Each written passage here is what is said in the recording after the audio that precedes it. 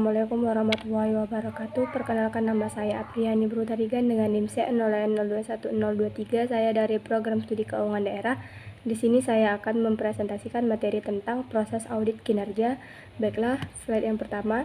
Struktur audit kinerja terdiri atas yang pertama tahap-tahap audit, yang kedua elemen masing-masing tahap audit, yang ketiga tujuan umum masing-masing elemen, dan yang keempat tugas-tugas tertentu yang diperlukan untuk mencapai setiap tujuan.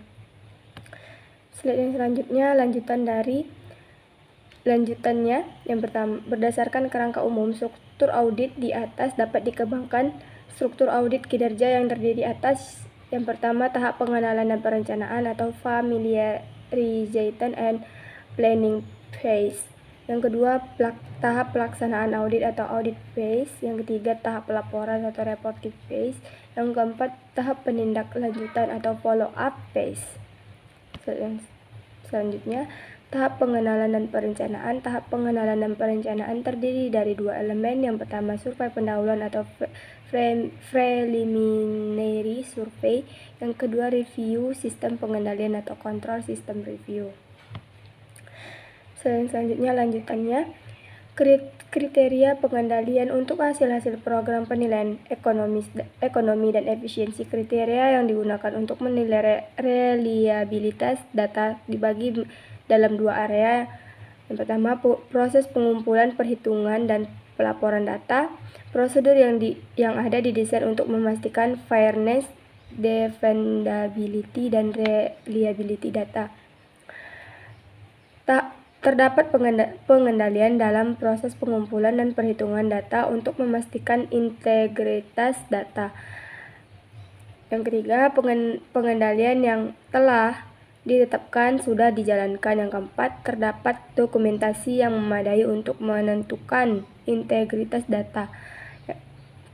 Yang kedua, kecukupan pelaporan data terdiri dari data yang dikumpulkan dan dihitung dibuat dengan dasar yang konsisten dengan tahun sebelumnya. Yang kedua, kewajaran dan reliabilitas data disajikan dengan kriteria tertentu. Tahapan audit. Tahapan dalam audit kinerja terdiri dari tiga elemen. Yang pertama, telaah hasil program atau program review. Yang kedua, telaah ekonomi dan efisiensi ekonomi and efficiency review, dan yang ketiga telaah kepatuhan atau compliance review. Secara lebih rinci, komponen audit terdiri dari yang pertama identifikasi lingkungan manajemen, yang kedua perencanaan dan tujuan, yang ketiga struktur organisasi, yang keempat kebijakan dan praktik, yang kelima sistem dan prosedur, yang keenam pengendalian dan metode pengendalian, yang ketujuh sumber daya manusia dan lingkungan fisik, yang ke-8 praktik penempatan karyawan atau staffing practice, yang ke-9 analisis fiskal, yang ke-10 investigasi khusus. Selanjutnya, tahapan pelaporan.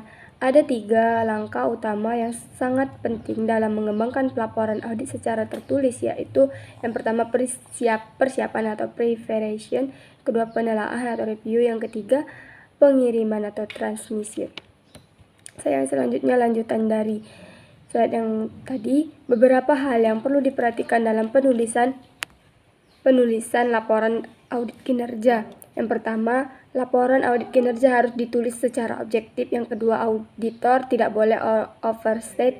Yang ketiga, informasi yang disajikan harus disertai suatu bukti yang kompeten. Yang keempat, auditor hendaknya menulis laporan secara konstruktif, memberikan pengakuan terhadap kinerja yang baik maupun kinerja yang buruk.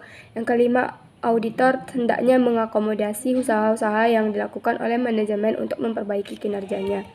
Lanjutannya, ada beberapa keahlian yang perlu dimiliki dan dikembangkan oleh auditor agar mampu menghasilkan laporan yang efektif. Yang pertama, keahlian teknis. Yang kedua, keahlian manajerial. Yang ketiga, keahlian interpersonal. Tahapan penindaklanjutan atau follow up.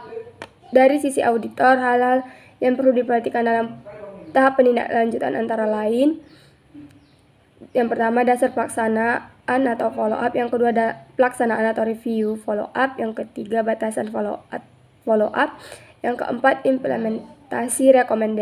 rekomendasi yang kelima, pemeriksaan kembali secara periodik. Terima kasih. Apabila ada kata-kata saya yang kurang berkenan, saya mohon maaf kepada teman-teman. Wabillahi taufiq wal hidayah. Wassalamualaikum warahmatullahi wabarakatuh.